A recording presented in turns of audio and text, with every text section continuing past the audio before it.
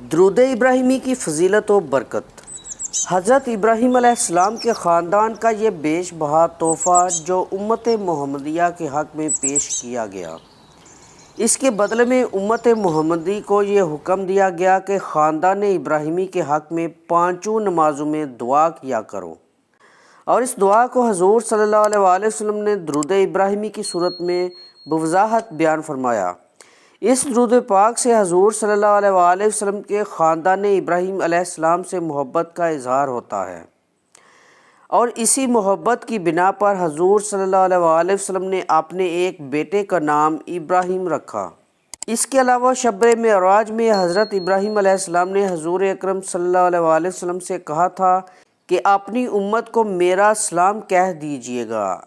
اس سلام کے جواب میں آپ صلی اللہ علیہ وآلہ وسلم نے درود ابراہیمی میں ان پر سلام پیش کیا۔ یہ درود تمام درود کے صیغوں سے افضل ہے، کیونکہ اس درود کے الفاظ حضور صلی اللہ علیہ وآلہ وسلم کے فرمودہ ہیں۔